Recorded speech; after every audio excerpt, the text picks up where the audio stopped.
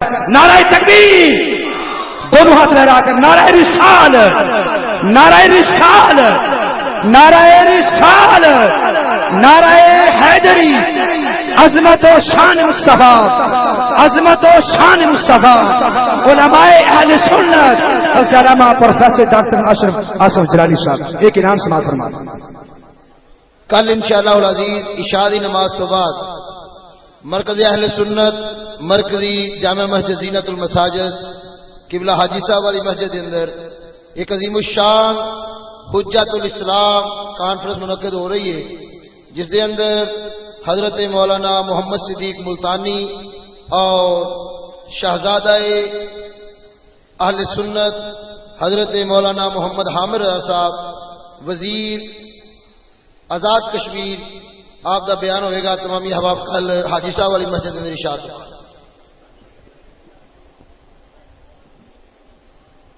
بسم اللہ الرحمن الرحیم، رب اشرح لی صدری ویسر لی امری واحلل عقدۃ من لسانی یفقہوا قولی۔ الحمد للہ العلی المتعال المنزہ عن الشرکاء والامثال، والصلاة والسلام على حبیبہ المصطفى الہادی من الضلال، وعلى آلہ واصحابہ بالغدو والآصال، اما بعد فاعوذ باللہ من الشیطان الرجیم، بسم اللہ الرحمن الرحیم۔ فأما الزبد فيذهب جفاء وأما ما ينفع الناس فيمكث في الأرض، صدق الله العظيم وصدق رسوله النبي الكريم الأمين۔ إن الله وملائكته يصلون على النبي يا أيها الذين آمنوا صلوا عليه وسلموا تسليما۔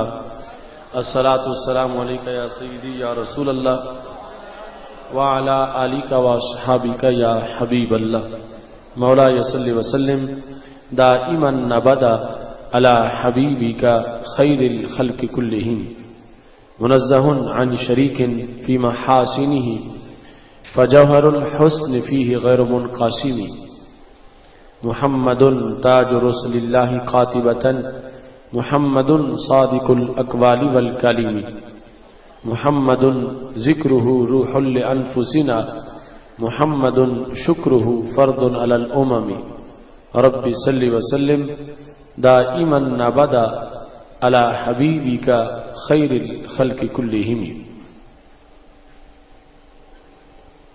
توحید و رسالت کی خاطر ہر باطل سے ٹکرائیں گے،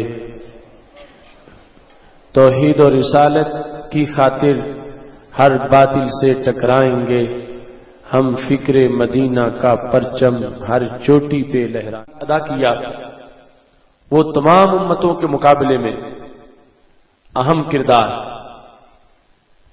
پہلی امتوں میں تمہیں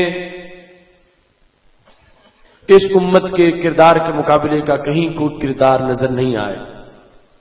اس کی واضح دلیلیں یہ ہیں کہ وہ امتیں اپنی کتابوں تک محفوظ نہ رکھ سکیں، اس امت نے اپنی کتاب تو محفوظ رکھی تھی، اپنے نبی علیہ السلام کا ہر خطاب بھی محفوظ رکھا۔ وہاں چونکہ آیات بک گئیں تو شرک پھیل گیا۔ ادھر ہمارے آقا صلی اللہ علیہ وسلم نے یہ ارشاد فرمایا ہے، صحیح بخاری شریف میں موجود ہے، اور ہر نبی کو اللہ معجزہ دیتا ہے جسے دیکھ کر لوگ اس کا کلمہ پڑھتے ہیں۔ فرمایا مجھے میرے رب نے جو معجزہ عطا کیا ہے وہ قرآن ہے جو رب نے مجھ پہ نازل کیا ہے۔ ارجو ان اکون اکثرہم تابعا، میرا قرآن موجود رہے گا، وہ لوگوں کو دعوت دیتا رہے گا، نتیجہ یہ نکلے گا کہ جتنی بڑی تعداد میرے غلاموں کی ہوگی اتنی کسی پیغمبر کے غلاموں کی نہیں ہوگی۔ اس امت نے قرآن مجید کو محفوظ رکھ کے یہ دلیل پیش کی کہ یہ امت شرک کی جڑیں کاٹنے والی امت کہ جس بیس پر شرک کا دھندا ہوتا ہے وہ جب آیات بک جائیں، اس امت نے قرآن مجید کی حفاظت کا حق ادا کیا۔ دوسرے نمبر پر ختم نبوت پر جو پہرا اس امت نے دیا وہ بھی ایک روشن باب، رسول اللہ صلی اللہ علیہ وسلم کے بعد کوئی ایسا انسان جس نے بھی اپنی جھوٹی نبوت کا دعویٰ کیا ہے، اس امت نے اس کا حساب مکمل کیا اور اس کی نبوت کو چلنے نہیں دیا۔ یہ اس بات کی روشن دلیل ہے کہ جو امت رسول اللہ صلی اللہ علیہ وسلم کے بعد کسی دوسرے کو نبی تسلیم نہیں کرتی اور شرک فی نبوت کا دروازہ اپنے زور بازو سے بند کروانے والی ہے، وہ امت رسول اللہ صلی اللہ علیہ وسلم کو بھیجنے والے رب کے ہوتے ہوئے کسی اور کی الوہیت کیسے تسلیم کر سکتی ہے؟ ختم نبوت پر آج تک کا ہمارا یقین اور ختم نبوت پر اس امت کی خدمات یہ اس بات کی روشن دلیل ہے کہ یہ امت شرک کو ختم کر دینے والی امت ہے اور ہر دور کے اندر اس امت کا عقیدہ توحید اس کی عظمت کی دلیل ہے۔ کل بھی یہ امت اپنے عقیدہ توحید پر قائم تھی اور آج بھی یہ امت اپنے عقیدہ توحید پہ قائم۔ اس سلسلہ میں سید عالم نور مجسم شفیع معظم صلی اللہ علیہ وسلم کی احادیث اس حقیقت کو واضح طور پر بیان کرتی ہیں۔ ابن ماجہ شریف میں ہے، مسند امام احمد میں ہے، بہقی کی شعب ایمان میں ہے اور ذہبی کی سیر اعلام نبلاء میں ہے۔ متعدد مقامات پر یہ حدیث شریف موجود ہے۔ حضرت عبادہ بن نصی کہتے ہیں میں حضرت شداد کے پاس ملنے گیا تو میں نے ان کو روتے دیکھا تو میں نے پوچھا ما یبکی کا، کون سی چیز تمہیں رلاتی ہے؟ تو انہوں نے کہا کہ میں نے ایک حدیث سنی ہے رسول اللہ صلی اللہ علیہ وسلم سے، اس حدیث کی بنیاد پر آج جب میں نے اس کا تصور کیا نبی علیہ السلام کے وصال کے بعد تو مجھے رونا آ گیا۔ انہوں نے پوچھا حضرت عبادہ نے وہ کون سی حدیث کہ جس کی وجہ سے آج تم رو رہے ہو؟ تو انہوں نے کہا کہ میں نے رسول اللہ صلی اللہ علیہ وسلم سے یہ سنا کہ مجھے اپنی امت پر دو چیزوں کا خطرہ، الشرک والشہوۃ الخفیہ، ایک تو مجھے شرک کا خطرہ اور دوسرا مجھے خفیہ شہوت کا امت پہ خطرہ۔ تو حضرت شداد نے پوچھا اتشرک امتک من بعدک، کہ یا رسول اللہ صلی اللہ علیہ وسلم آپ یہ فرما رہے ہیں کہ مجھے اپنی امت پر شرک کا خطرہ ہے، تو کیا آپ کی امت آپ کے بعد شرک کرے گی؟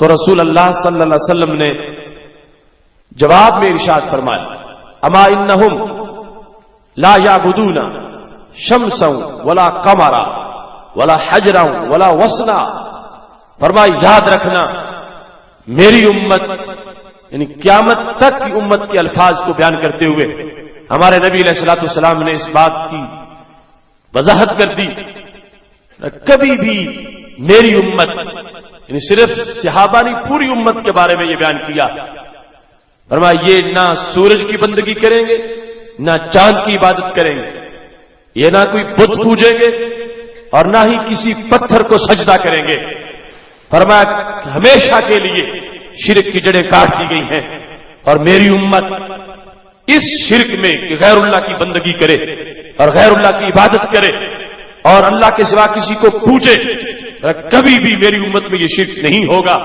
فرمایا جو میں بتا رہا ہوں کہ مجھے شرک کا خطرہ ہے، اور اگرچہ لفظ شرک بغیر کسی قید کے بولا ہے لیکن نبی علیہ السلام نے خود اس کی وضاحت کر کے یہ بتا دیا کہ مجھے اپنی امت پر جس شرک کا خطرہ ہے لکنہم یراؤون باعمالہم، کہ وہ ریاکاری کرنا شروع کر دیں گے۔ ریاکاری میری امت میں آ جائے گی کہ ایک کام رب کے لیے بھی کیا جا رہا ہے اور بندوں کے لیے بھی کیا جا رہا ہے۔ ایک بندہ نماز پڑھ رہا ہے، اس کے پیش نظر یہ بھی ہے کہ رب راضی ہو جائے، اور پیش نظر یہ بھی ہے کہ لوگ مجھ کو نمازی سمجھے۔ تو حضرت شداد کے سوال پر ہمارے نبی علیہ الصلوۃ والسلام نے یہ بات واضح کر دی کہ میری امت میں کبھی شرک جلی نہیں ہوگا، شرک خفی ریاکاری میری امت میں آ جائے گی، شرک جلی کبھی بھی نہیں ہوگا کہ میری امت بتوں کی پرست شروع کر دے، چاند کو پوجنا شروع کر دے، یا سورج کی بندگی شروع کر دے، یا کسی پتھر کی بندگی شروع کر دے۔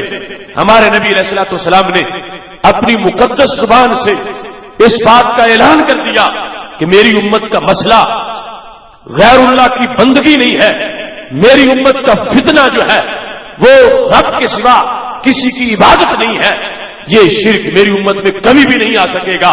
ہاں، جو بیماری میری امت میں آنے والی ہے وہ ریاکاری کی بیماری ہے، جس کی وجہ سے لوگوں کی نیکیاں ضائع ہو جائیں گی اور جس کی بنیاد پر امت کا فولادی وجود جو ہے وہ کھوکھلا ہو جائے گا۔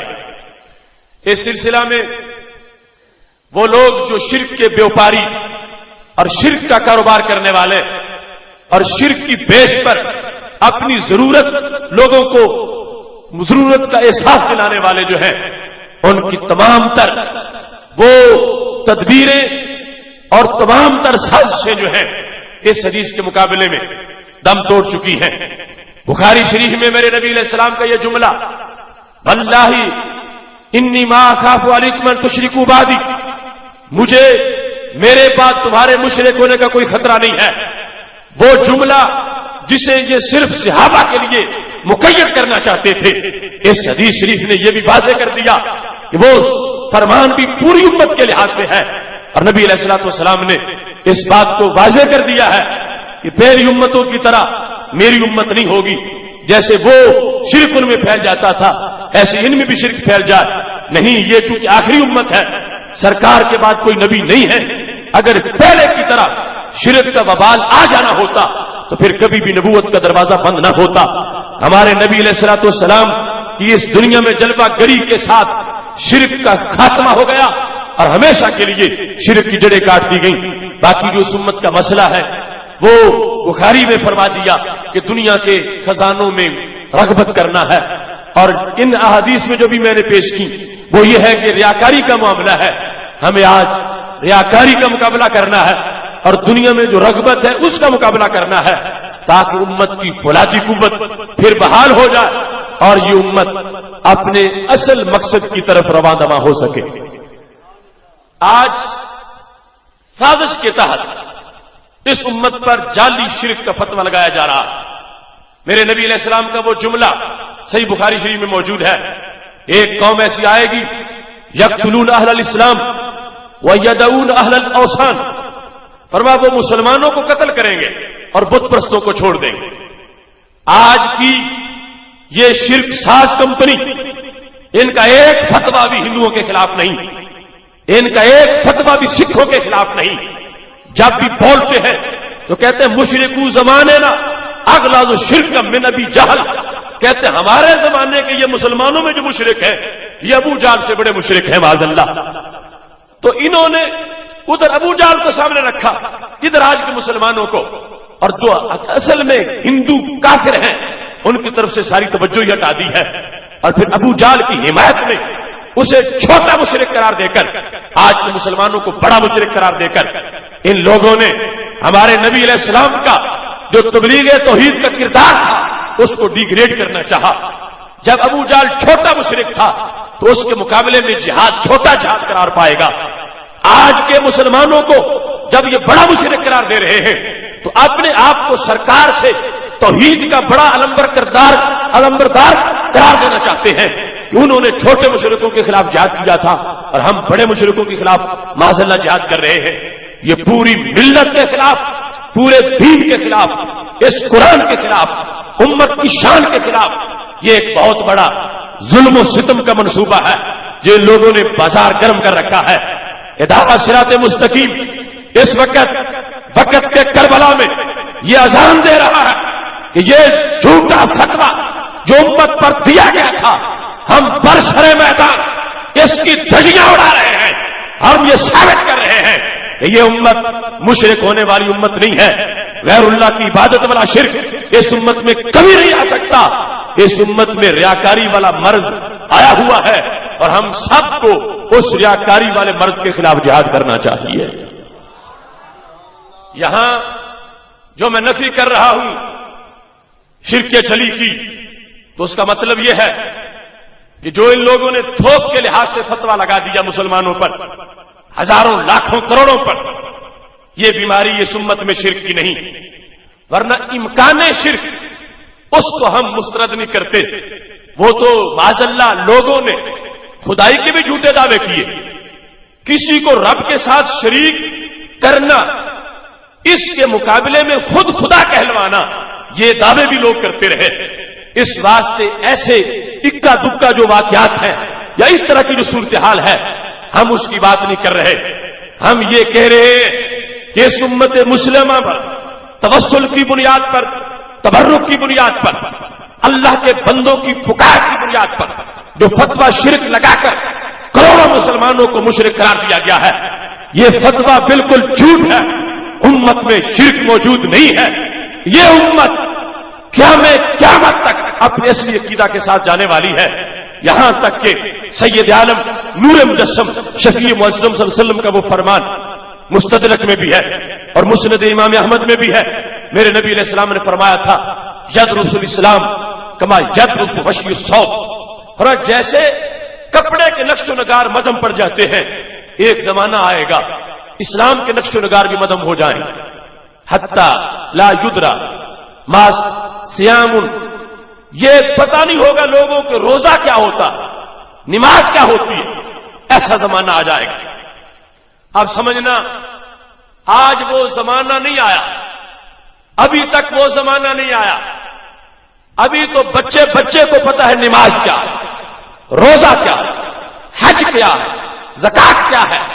میرے نبی علیہ السلام فرماتے ہیں ایسا زمانہ آ جائے گا کہ جب لوگوں کو جو کلمہ گو لوگ ہیں انہیں نماز روزے کا نام بھی نہیں آتا ہوگا، لیکن کلمہ پھر بھی آتا ہوگا۔ ان لوگوں نے جو ترتیب بنائی ہوئی ہے اس کے مطابق کیا کہ کلمہ پہلے بہت غیر معتبر ہو گیا اور نماز پھر بھی باقی رہی۔ ان کے نزدیک، ان کے فتوے کے مطابق آج کروڑوں مشرک نمازیں پڑھتے ہیں، کروڑوں مشرک روزہ رکھتے ہیں۔ انہوں نے ایمان کے خاتمے کا فتویٰ پہلے دیا اور نماز پھر بھی باقی رکھی، جبکہ میرے نبی علیہ السلام کا فرمان ہے کہ یہ لا الہ الا اللہ محمد الرسول اللہ والا کلمہ اس وقت بھی باقی ہوگا جب کسی کو نماز کا نام بھی نہیں آتا ہوگا۔ پہلے بھولے گی تو نماز بھولے گی، پہلے اٹھے گا تو روزہ اٹھے گا، اور پہلے جائے گا تو دنیا سے قرآن چلا جائے گا۔ جب تک قرآن باقی ہے اس وقت تک شرک کیسے آ سکتا ہے؟ مستدرک کی حدیث شریف میں ہے میرے نبی علیہ السلام فرماتے ہیں ایک رات کے اندر سارا قرآن اٹھ جائے، جب نماز کا پتہ نہیں ہوگا، روزے کا پتہ نہیں ہوگا، قرآن کی ایک آیت باقی نہیں رہ جائے گی، کلمہ پھر بھی باقی ہوگا، لا الہ الا اللہ محمد الرسول اللہ والا کلمہ پھر بھی باقی ہوگا۔ اور لوگوں سے پوچھا جائے گا کہ یہ کلمہ کیا ہے، تو بوڑھا مرد اور بوڑھی عورت یہ کہیں گے بس اگلے پڑھتے تھے ہم بھی پڑھتے ہیں، ہمیں اس کے سوا کوئی پتہ نہیں۔ حضرت حذیفہ بن یمان جب یہ حدیث بیان کر رہے تھے، حضرت سیلا نے پوچھا اے حذیفہ بن یمان، وہ قوم جن کو نماز کا بھی پتہ نہیں ہوگا، روزے کا بھی پتہ نہیں ہوگا، اور کلمہ صرف یہ کہیں گے کہ پہلے پڑھتے تھے ہم بھی پڑھ لیتے ہیں، کیا ان کا کلمہ معتبر ہوگا یا غیر معتبر ہوگا؟ لفظ بولے ایسا کلمہ ان کو فائدہ کیا دے گا؟ 3 بار جب حضرت سیلا نے پوچھا تو حضرت حذیفہ بن یمان بول پڑے، فرمایا تنجیہم من النار، اے سیلا یہ کلمہ بھی ان کو جہنم سے نکال کے لے جائے گا۔ ظلم و ستم کیا آج کے ان ظالم مفتیوں نے جنہوں نے کروڑوں مسلمانوں کے کلمے کو ریجیکٹ کیا، جنہوں نے یہ لکھا حقیقت التوحید کے اندر کہ اس وقت کے کافر آج کے مسلمانوں سے کلمے کا معنی بہتر سمجھتے تھے، تو اگر وہ کافر آج کے مسلمانوں سے بہتر سمجھتے ہیں تو پھر ان کے قول کے مطابق ان کافروں کا جنتی ہونا لازم آئے گا، اس واسطے کہ یہ کلمہ تو اس وقت بھی معتبر ہے جب نماز روزے کا پتہ نہیں ہوگا، اتنی جہالت آ جائے گی، اتنی کمزوری آ جائے گی، اس وقت بھی کلمہ مسترد نہیں ہوگا، کیسا مفید ہوگا، جہنم سے نکال کے لے جائے گا۔ ابھی تک وہ زمانہ نہیں آیا، یہ حدیث واضح کر رہی ہے، لہذا نماز باقی ہے، روزہ باقی ہے، ابھی عقیدہ توحید اس انداز میں مضبوط طریقے سے باقی ہے، جس وقت نہ نماز ہوگی نہ روزہ ہوگا، قرآن بھی اٹھ چکا ہوگا، اس وقت کا کلمہ توحید بھی کلمہ توحید ہوگا۔ آج کے صدیوں بعد کے جو حالات ہیں، جتنی کمزوری بھی امت میں آ جائے گی، پھر بھی سرکار نے فرمایا عقیدہ توحید پھر بھی کھوکھلا نہیں ہوگا، وہ ان کو جہنم سے نکال کے جنت دلا دے گا۔ اس سلسلہ میں ذہبی نے سیر اعلام النبلاء میں یہ لکھا ہے کہ اس وقت حضرت شداد نے کچھ صحابہ کے سامنے حضرت ابو دردہ اور حضرت عبادہ بن صامت کے سامنے یہ حدیث بیان کی تھی اور کہا تھا میں نے سرکار سے سنا ہے کہ سرکار نے فرمایا مجھے امت پر شرک کا خطرہ ہے۔ تو عبادہ اور ابو دردہ نے پوچھا اے شداد، ہم نے اپنے کانوں سے سنا تھا کہ نبی علیہ السلام نے فرمایا ہے کہ شیطان مایوس ہو چکا ہے، اب اس کی بندگی کوئی نہیں کرے گا، تو شرک تو ختم ہو چکا، تجھے کس چیز کا خطرہ ہے، کیسی تم حدیث بیان کر رہے ہو؟ تو حضرت عبادہ نے حضرت ابو دردہ اور عبادہ دونوں کو حضرت شداد نے بتایا کہ اگر کوئی ریاکاری سے نماز پڑھے تو کیا شرک نہیں ہے؟ ریاکاری سے روزہ رکھے تو کیا شرک نہیں ہے؟ ریاکاری سے صدقہ کرے تو شرک نہیں ہے؟ تو حضرت عبادہ نے کہا شرک ہے، حضرت ابو دردہ نے کہا شرک ہے۔ تو فرمایا اس شرک کی میں بات کر رہا ہوں کہ نبی علیہ السلام نے فرمایا مجھے اپنی امت پر خطرہ ہے، ریاکاری والا شرک۔ یہ بحث صحابہ میں مکمل ہو گئی، اس بحث کا فیصلہ صحابہ نے سنا دیا اور اس بحث کا نتیجہ صحابہ نے بتا دیا، اب اس میں کسی کے شک کی گنجائش باقی نہیں رہی۔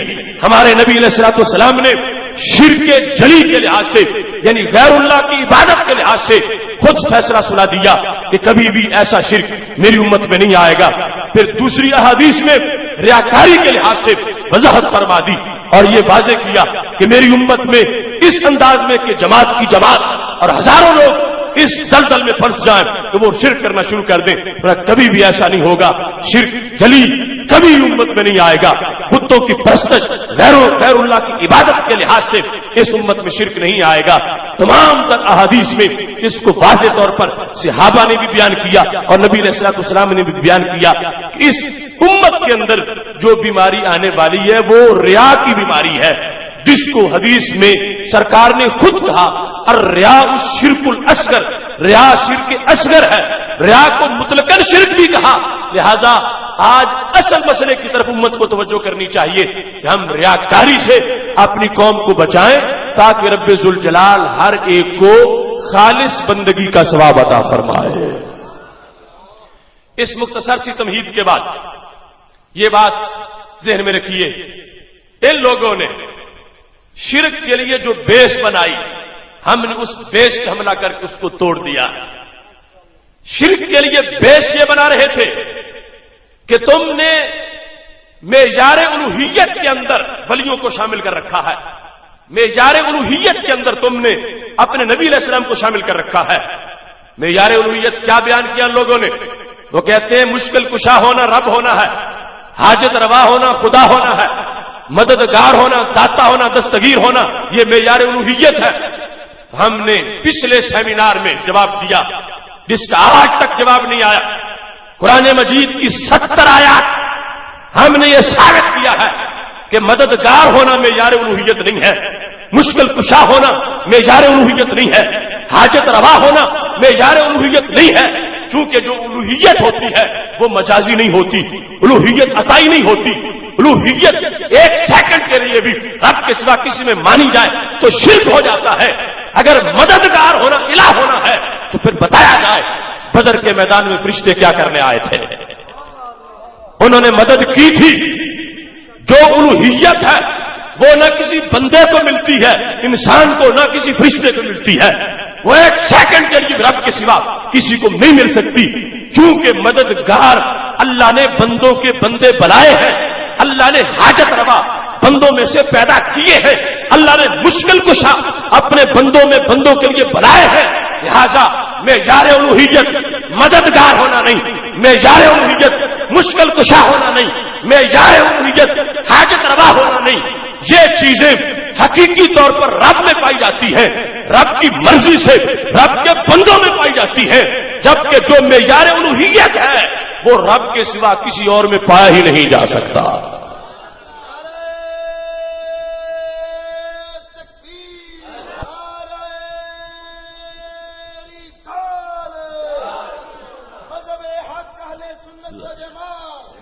اب بات کو سمجھنے کی کوشش کرنا، پھر معیار الوہیت کیا ہے؟ جو مجازن بھی نہ ملے، عطائی بھی نہ ہو، وہ ہے واجب الوجود ہونا اور مستحق کے عبادت ہونا۔ میرا رب ہی واجب الوجود ہے، اس کے سوا کوئی واجب الوجود نہیں ہے۔ واجب الوجود وہ ہوتا ہے جو ازلی ہو، ابدی ہو، دائمی ہو، جس پر کبھی بھی زوال نہ آ سکے۔ کوئی وقت نہیں تھا کہ وقت ہو اور رب نہ ہو، اور کوئی وقت نہیں ہوگا کہ جس میں رب نہ ہو۔ جو ایسی ذات ہو وہ واجب الوجود ہوتی ہے۔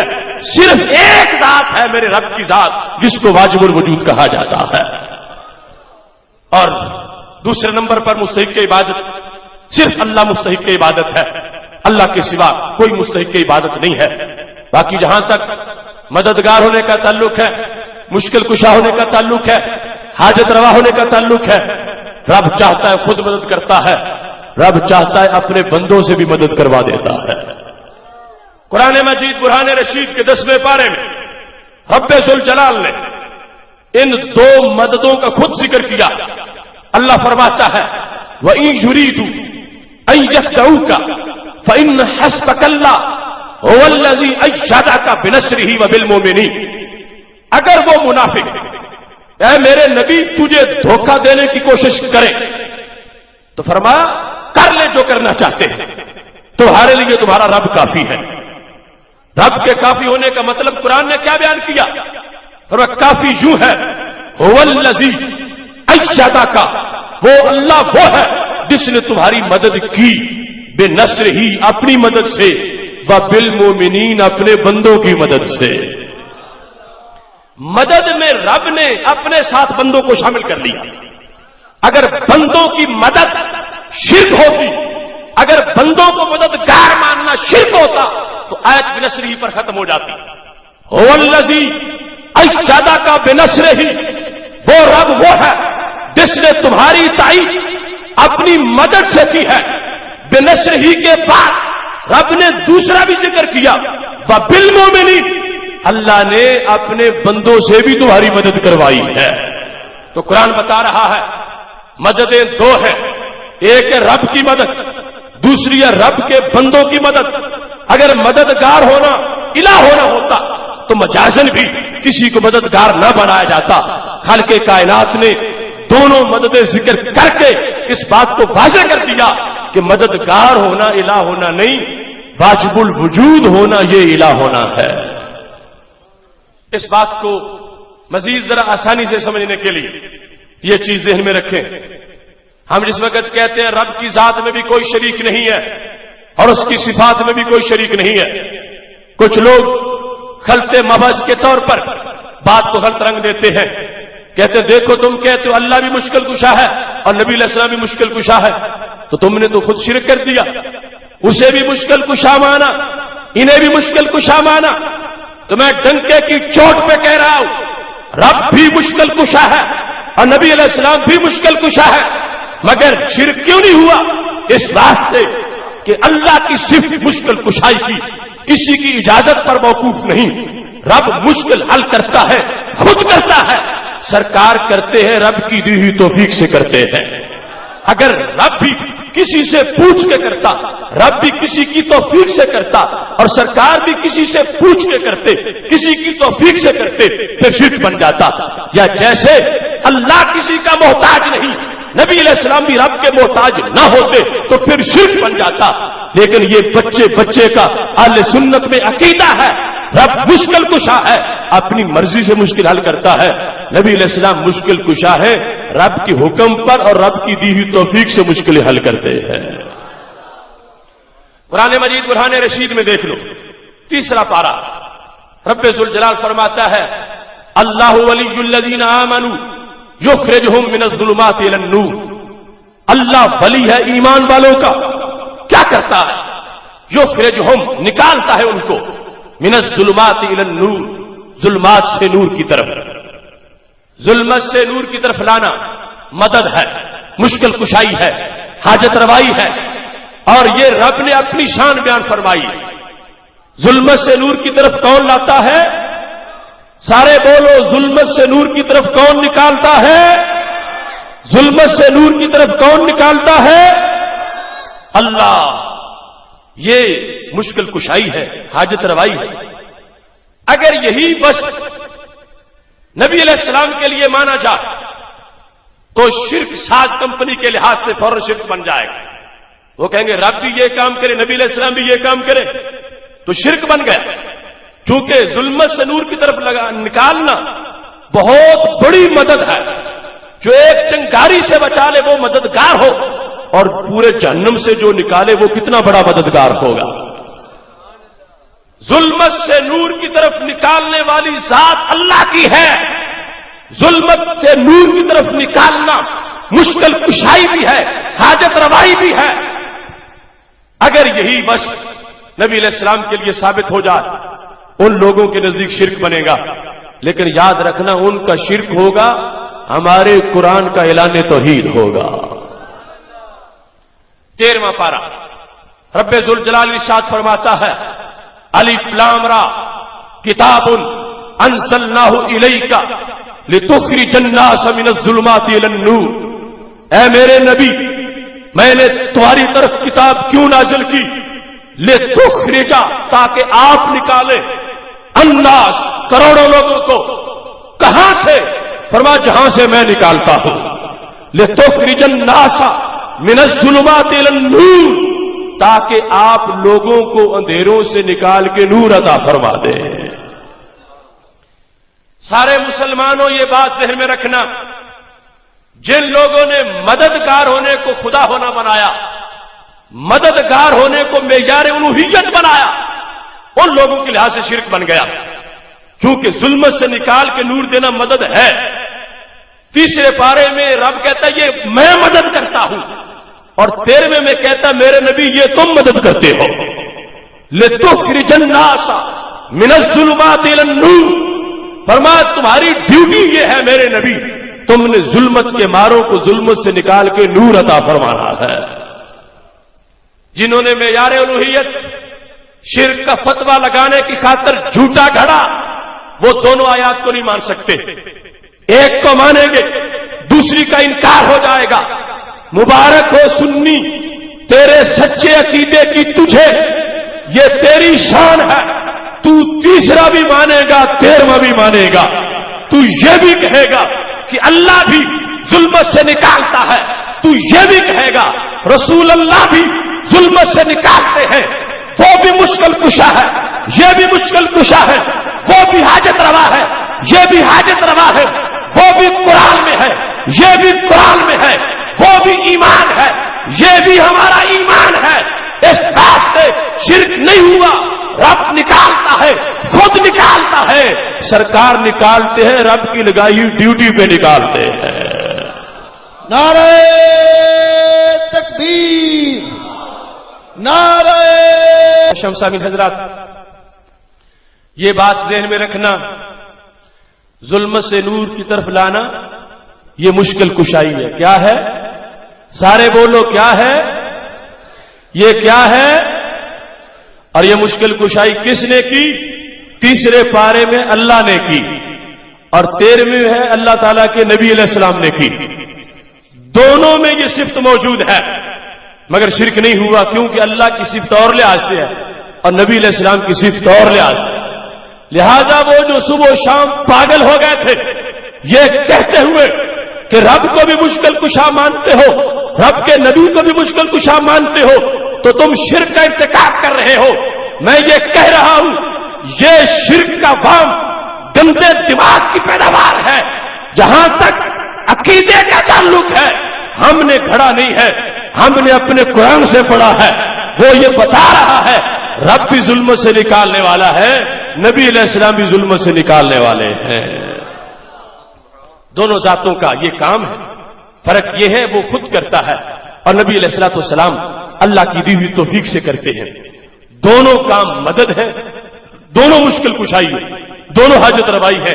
جنہوں نے مددگار ہونے کو الہ ہونا بنایا تھا ان کے لحاظ سے شرک بنے گا، لیکن ہم نے تو واجب الوجود کو الہ مانا، واجب الوجود اور مستحق عبادت کو ہم نے معیار الوہیت مانا، تو ہمارے لحاظ سے جب مدد کی تو اس سے یہ نہیں لازم آیا کہ سرکار واجب الوجود بن گئے۔ جب سرکار نے ظلمت سے نکال کے نور دیا تو اس سے یہ نہیں لازم آیا کہ سرکار جو ہے وہ باعث قابل برکت بن گئے، یعنی باعث عبادت بن گئے، معبود بن گئے، مسجود بن گئے، یہ لازم نہیں آیا۔ اس بنیاد پر اہل سنت کا مسلک اپنے مقام پہ سچا ہے کہ جو وصف نبی علیہ السلام میں پایا گیا اور آیات میں بھی موجود ہے اس سے سرکار کا نہ واجب الوجود ہونا لائے گا، نہ مستحق عبادت ہونا لازم آئے گا، ہاں مددگار ہونا لازم آئے گا، اور مددگار ہونے میں شرک نہیں بنے گا۔ اللہ مدد کرتا ہے، ذاتی طور پہ کرتا ہے، نبی علیہ السلام مدد کرتے ہیں، رب کی دی ہوئی توفیق سے کرتے ہیں۔ یہاں قرآن مجید کا یہ فلسفہ بھی ذہن میں رکھیں۔ کچھ لوگ کہتے ہیں کہ جس وقت اللہ کی مدد بڑی مدد ہے اس کے ہوتے ہوئے چھوٹی مدد کیوں مانگتے ہو؟ کچھ کہتے ہیں جب اس کے خزانوں میں کوئی کمی نہیں ہے تو پھر اس کے ہوتے ہوئے اور کسی کی مدد کا تک کیا بنتا؟ کوئی کہتے ہیں جب وہ مدد کرنے والا نہ تھکتا ہے نہ سوتا ہے تو پھر تم اور کسی کی مدد کیوں مانگتے ہو؟ ان سارے سوالوں کا جواب اللہ کے قرآن نے دیا۔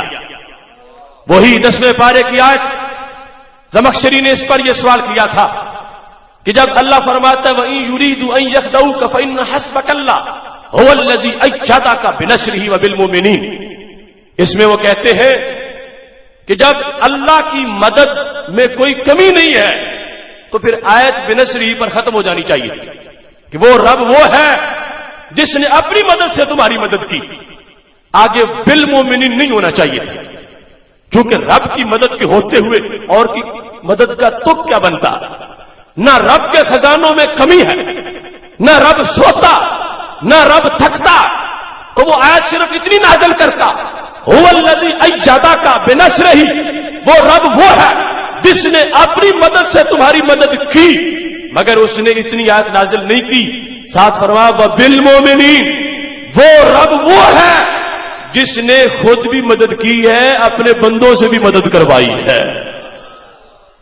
زمخشری نے یہ سوال کیا رب کی مدد کے ہوتے ہوئے بالمؤمنین آیت کیوں آ گئی اور یوں آئی ہے؟ اب کوئی بالمؤمنین کاٹ نہیں سکتا، بالمؤمنین مٹا نہیں سکتا، تو اس کا جواب سن لینا۔ قرآن مجید برہان رشید کے اندر دو مددیں بظاہر ذکر کی گئیں، حقیقت میں مدد اللہ کی ہے، آتی دو طرح ہے۔ بنصرہ میں رب کی وہ مدد ہے جو براہ راست آتی ہے، وبالمؤمنین میں رب کی وہ مدد ہے جو اللہ والوں کے وسیلے سے آتی ہے۔ اگر بالمؤمنین میں مدد ہوتی غیر اللہ کی، پھر ہم پہ طنز کرنے والا طنز کرتا کہ رب کی مدد کے ہوتے ہوئے اور کیوں گئے ہو کسی کے پاس؟ تو قرآن واضح کر رہا ہے کہ بالمؤمنین کسی اور کی مدد نہیں، رب ہی کی مدد ہے، ہم غیروں کے پاس نہیں گئے، ہم رب کی مدد کے لیے گئے۔ قرآن واضح کر رہا ہے رب کی مدد دو طرح ہوتی ہے، بنصرہ وہ ہے جو براہ راست ہوتی ہے، بالمؤمنین وہ ہے جو رب والوں کے وسیلے سے ہوتی ہے۔ لہذا اس جھوٹے فلسفے کا بھی یہاں کوئی مرحلہ باقی نہیں رہا۔ اہل سنت و جماعت اللہ کے ولیوں کو اللہ کی مدد کا مظہر مانتے ہیں اور اللہ کے ولیوں کی مدد کو ان کی مدد نہیں رب کی مدد سمجھتے ہیں، لہذا اس مدد کو غیروں کی مدد سے تعبیر نہ کیا جائے۔ رب ذوالجلال نے बदर के मकाम पर फरिश्तों को कहा था, इज़्जूही रब्बुका इलल मलाइका अन्नी माअकुम फसब्बितुल लज़ीना आमनू, ऐ फरिश्तों मैं तुम्हारे साथ हूं, तुम जाके सहाबा की मदद करो। जब फरिश्ते मदद करके फारिग हुए तो रब ने क्या फरमाया? फरमाया वमन नस्रु इल्ला मिन इंदिल्लाह, ऐसे फरिश्तों की मदद ना समझना, मेरी अपनी मदद है। फरिश्तों की मदद को रब ने अपनी मदद कहा, मोमिनीन की मदद को रब ने अपनी मदद कहा। और सहाबा ने जब काफिर मारे, अल्लाह फरमाता है फलम तक्तुलुहुम वलाकिन्नल्लाह क़तलहुम, न तुमने कत्ल नहीं किए, कत्ल रब ने किए। तलवारें सहाबा ने चलाई, रब कहता कत्ल तुमने नहीं किए, कत्ल रब ने किए हैं। रब ज़ुल जलाल ने ये वाज़ेह कर दिया कि मेरे बंदे जो मेरी मदद के मजर बनते हैं, उनकी मदद को गैरों की मदद ना कहना, उनकी मदद अल्लाह ही की मदद है। मोहतरम सामिल हजरात, यहां कुछ लोग कबल अज विसाल और बाद अज विसाल की बात करते हैं। कहते हैं देखो ये जो तुम कह रहे हो कि नबी अलैहिस्सलाम जुल्मत से निकाल के नूर देते हैं, अल्लाह भी निकालता है, नबी अलैहिस्सलाम भी निकालते हैं, तो कहते हैं ये तो हयात की बात थी, तो तुम बाद अज हयात की कोई दलील पेश करो। उन लोगों को समझाने के लिए मैं आसान से अल्फाज में ये बोल रहा हूं, अगर तो अल्लाह का शरीक कोई बाद अज विसाल माने तो जुर्म है और कब्र अज विसाल मानना जायज है, फिर तो हम पे कर्ज रहा कि हम बाद अज विसाल की दलीलें भी पेश करें। और अगर मेरे रब का कोई शरीक न लम्हा मौत से पहले हो सकता है और न लम्हा विसाल के बाद हो सकता है, तो फिर मानना पड़ेगा जितनी दलीलें कब्र अज विसाल की हैं, वो सारी की सारी दलीलें उन लोगों पर कर्ज है क़यामत तक के लिए, क्योंकि मेरे रब का ना कोई जिंदों में शरीक है, ना कोई फौशुदगान में शरीक है। कुरान मजीद, कुरान रशीद ने जब एक ही बस रब पे भी बोला है, रब के बंदों पे भी बोला है, तो कुरान ने वाज़ेह कर दिया उलूहियत मजाजी नहीं होती, उलूहियत अताई नहीं होती। जिनको कब्ल अज विसाल मददगार मानना जायज है, शिरक नहीं हुआ, उनको बाद अज विसाल मानेंगे फिर भी शिरक नहीं होगा। नाराए तकबीर।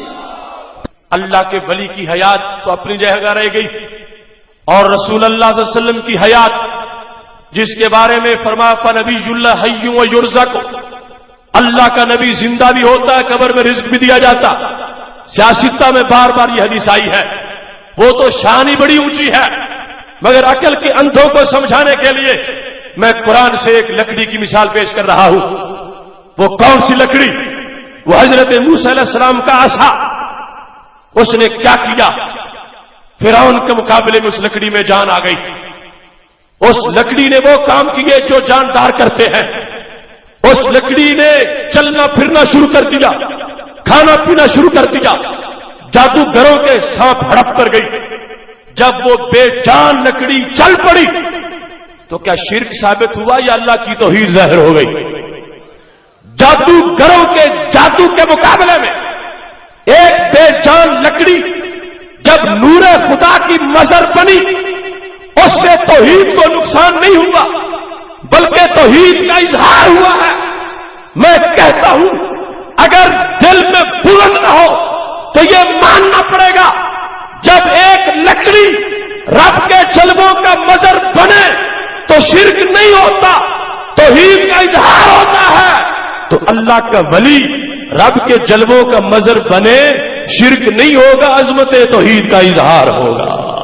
ललकार है, ललकार है, शेर की ललकार है, ललकार है, ललकार है, ललकार है, ललकार है, ललकार है, ललकार है।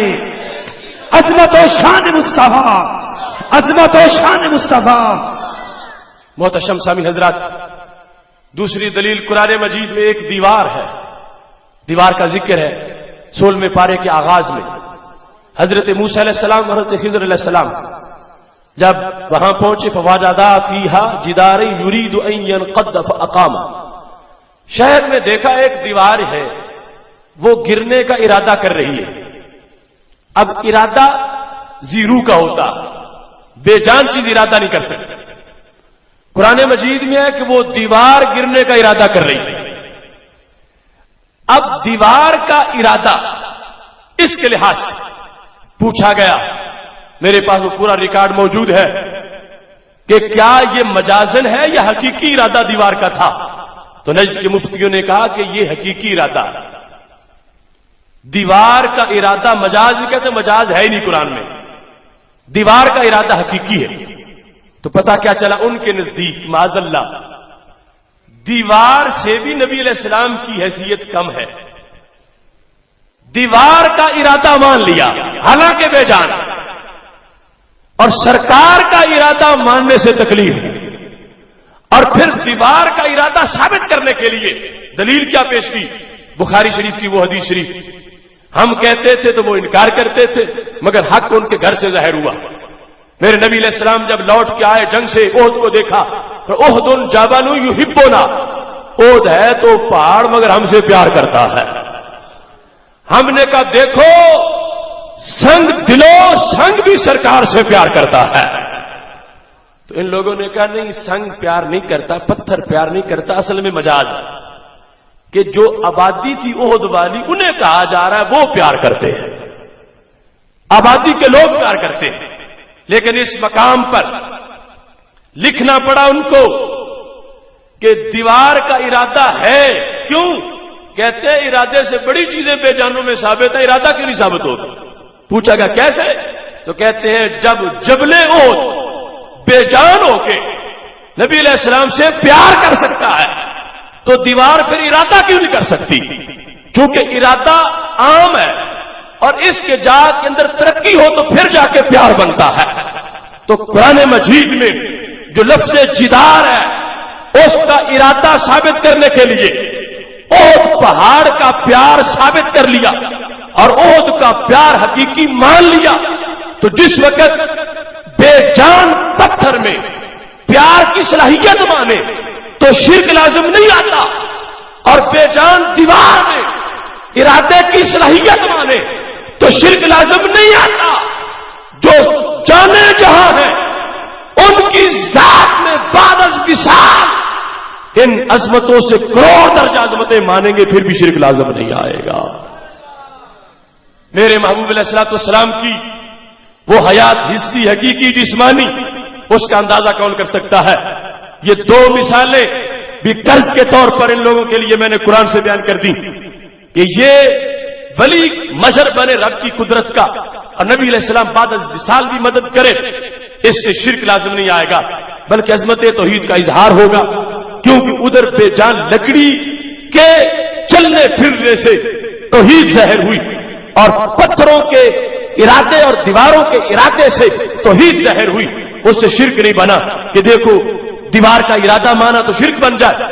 جیسے وہاں شرک نہیں بنا ایسے ہی جو کروڑ درجہ ان سے افضل ذاتیں ہیں ان کے بعد از وصال جو تصرفات ہیں ان کو مانیں گے، شرک لازم نہیں ہوگا بلکہ اللہ کی توحید کی عظمت کا اظہار ہوتا رہے گا. آخر میں خواف علیکم رجل قرأ القرآن حتى اذا رؤيت بهجة عليه وكان رداء الاسلام فاعتراه الى ما شاء الله فانسلخ منه ونبذ وراء ظهره وسال جاري بالسيف ورماه بالشرك قال قلت ايما اولى بالشرك الرامي بل المرمي قال بل الرامي. یہ وہ حدیث شریف ہے جس نے صدیوں پہلے اس فتنے کی خبر دی تھی اور صدیوں پہلے اس جھوٹے فتوے کا ذکر اس حدیث میں موجود ہے.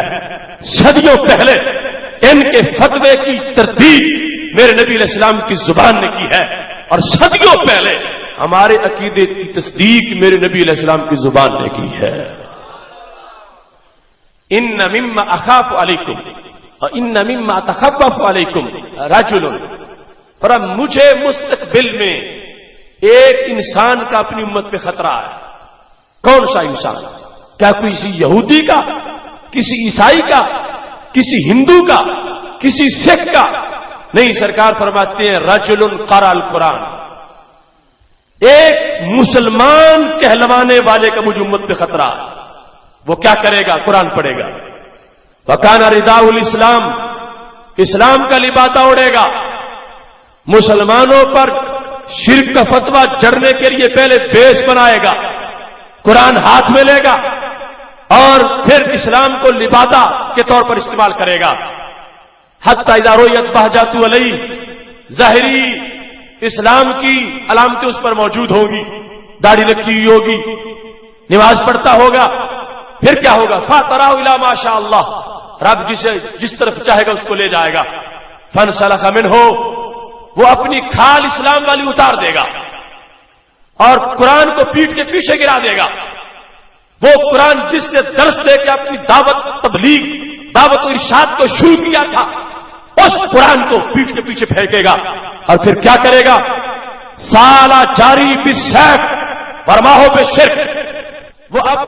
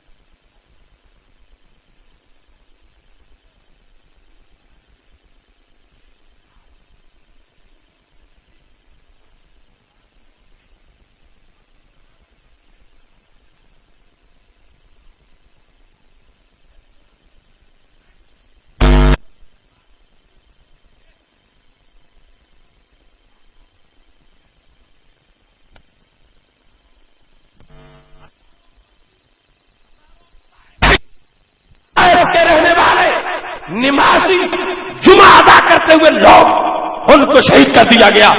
کس بیس پر؟ کہ وہ یا رسول اللہ صلی اللہ علیہ وسلم کہتے ہیں, وہ سرکار کے روضہ پاک پر حاضری کو اجر و ثواب کا باعث سمجھتے ہیں. یہ درندہ صرف انسان اور یہ گھنونے عزائم والی تحریک, یہ دریا سے نکلنے والے برطانوی پٹھو, ان کے سوا یہ حدیث کسی پہ سچی نہیں آتی. میں نے شارجہ کی مسجد سفیان ثوری میں 3 گھنٹوں تک ان کے 3 مفتیوں سے مناظرہ کر کے ان کو یہ بات ماننے پر مجبور کر دیا کہ میرے نبی علیہ السلام نے جس شرک کے جھوٹے فتوے کی نشاندہی کی تھی, وہ سارا جھوٹ تمہارے پلے میں نظر آ رہا ہے. نعرہ تکبیر. جس وقت اس تحریک نے مدینہ شریف میں قتل عام کیا, مکہ شریف میں کیا, طائف میں کیا, ارد گرد کے علاقوں میں کیا, میرے نبی علیہ السلام کے یہ لفظ کتنے سچے آ رہے تھے.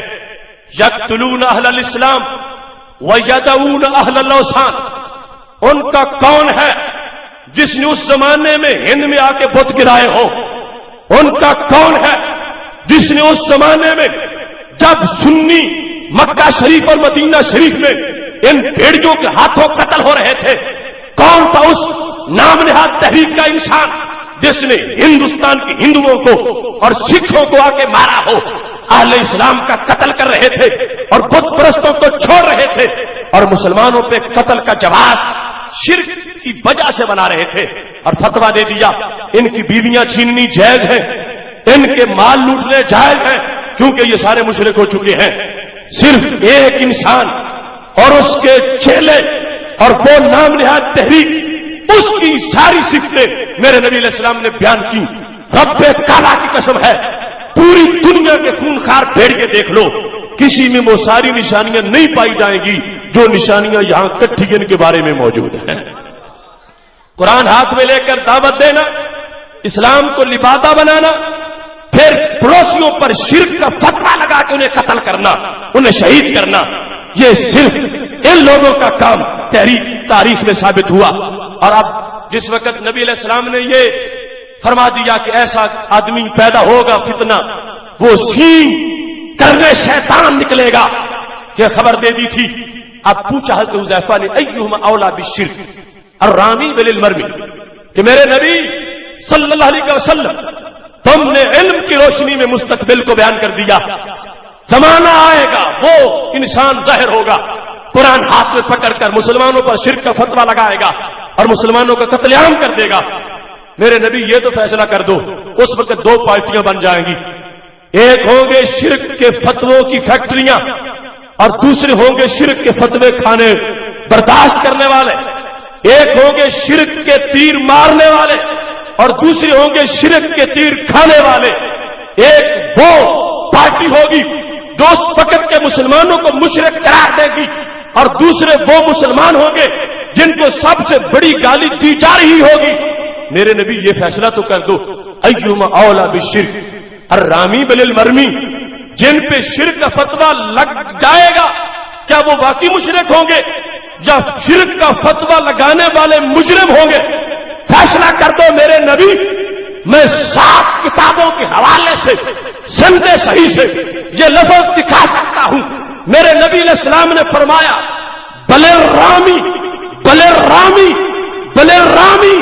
اے حذیفہ بن یمان قیامت تک کے مسلمانوں تک میرے یہ لفظ پہنچا دینا. جب وہ بھیڑیا صرف انسان شرک کا فتویٰ لگا کر مسلمانوں کا قتل عام کر رہا ہوگا میرے نبی علیہ السلام نے فرمایا وہ خود مجرم ہوگا.